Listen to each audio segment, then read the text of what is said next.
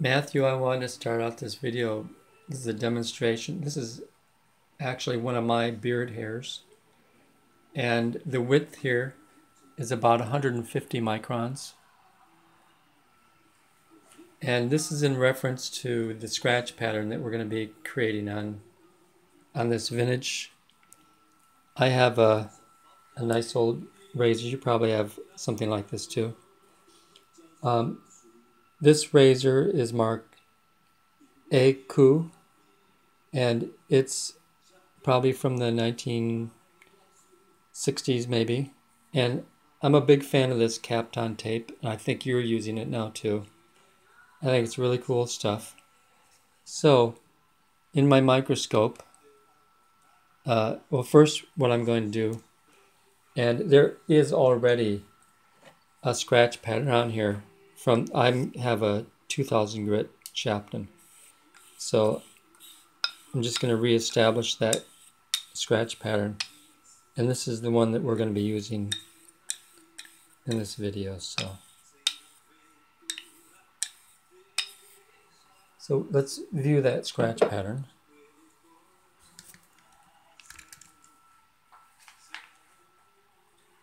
Wipe off the blade here first.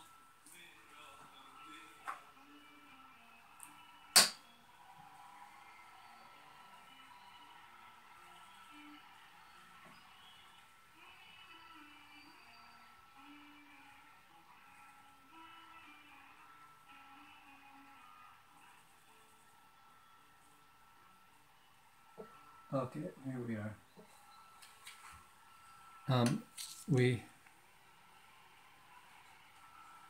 You've been through this with me before.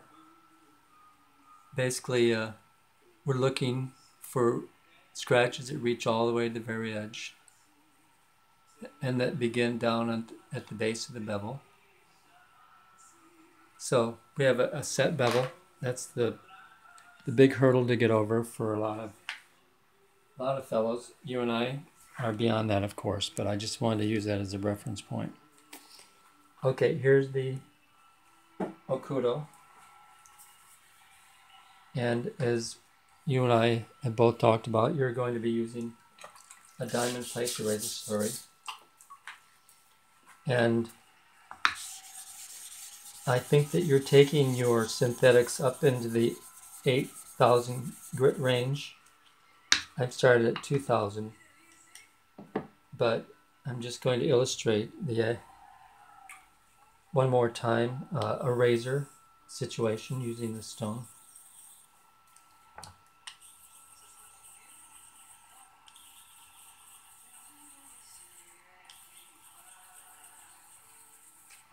And your concern was with the Jigane scratch on your blades. And I did send you a video that went into that in detail too. This is just for razors. And of course, the circular pattern,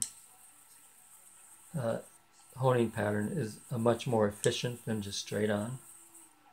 But it also will brighten up and refine the middle portion of the bevel and the base of the bevel instead of only at the edge. So that's why I'm doing this for you right now, because we're going to be looking at the full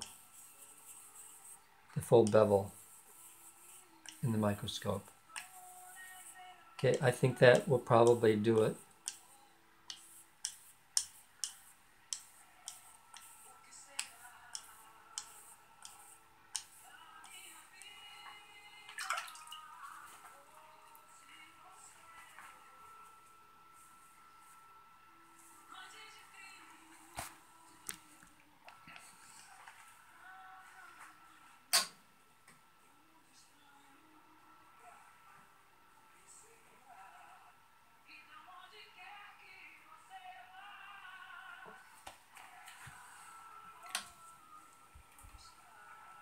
So we've gone from the linear type scratches to Kasumi finish.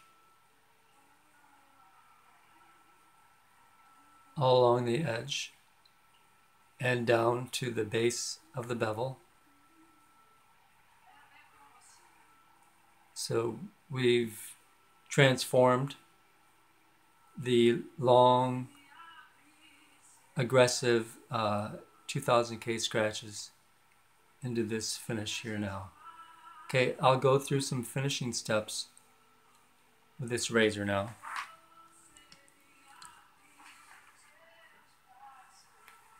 Like you might do yourself.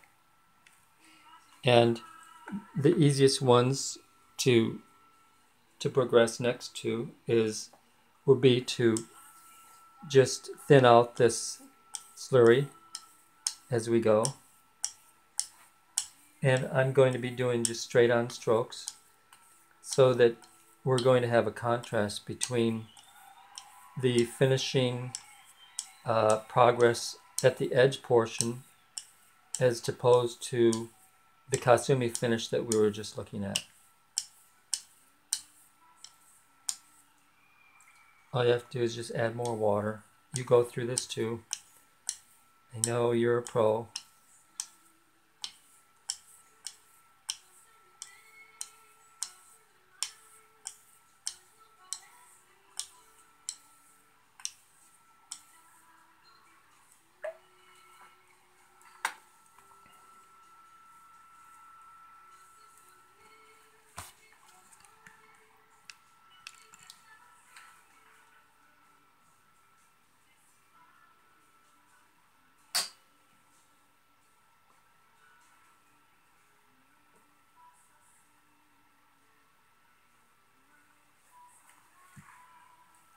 Okay, so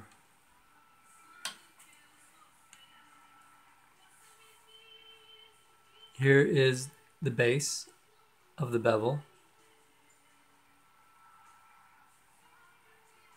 And we still have that more or less the same Kasumi finish. It's a little bit lighter.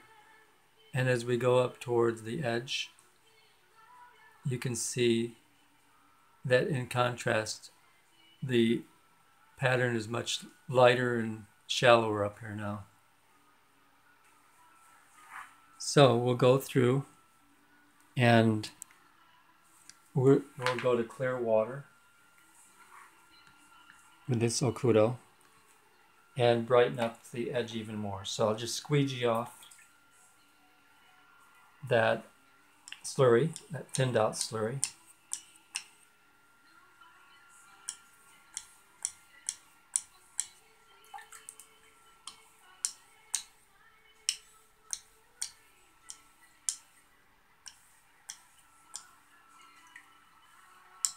And just add more water as we go along.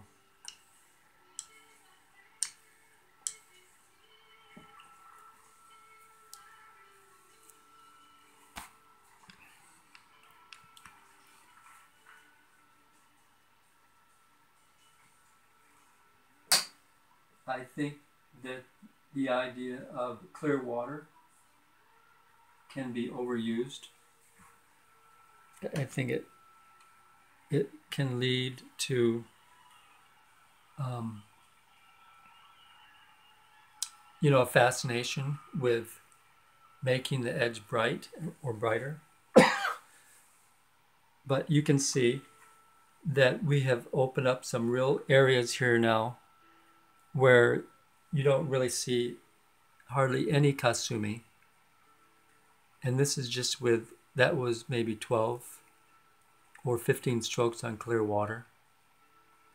This would be the stake that I would normally stop at for a razor to shave with. We still retain some of the Kasumi down here.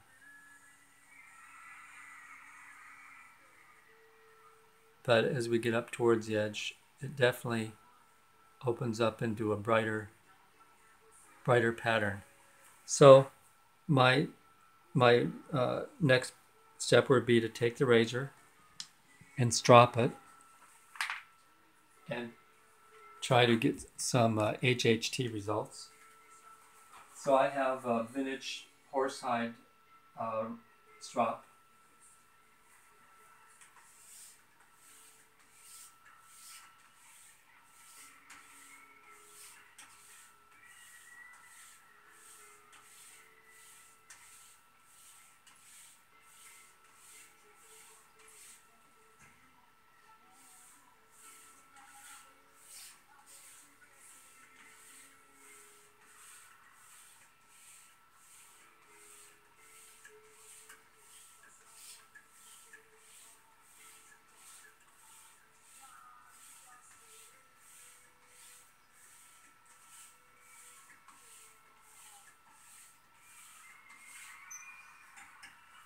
So stropping can reveal some inconsistencies in your edge.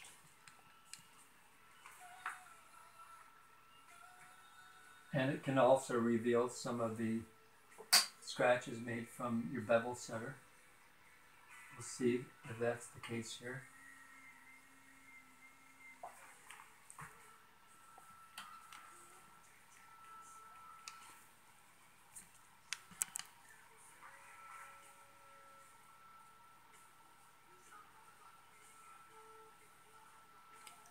So you can see how the stropping actually finished off and made more shallow those scratches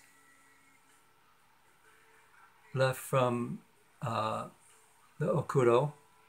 And there's really nothing left now of the Shapton scratches, so those are pretty much gone.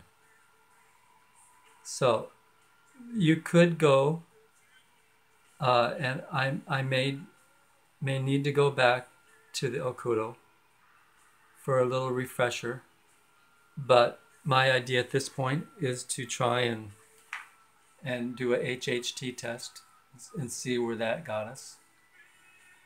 We've got a really nice clean looking edge here, and as you can see, and you might remember, the width of the hair, my beard hair, was about that, almost the whole screen, and these scratches are hardly measurable, you know, as far as width goes. So let's try to HHT this razor and see what kind of results we come up with.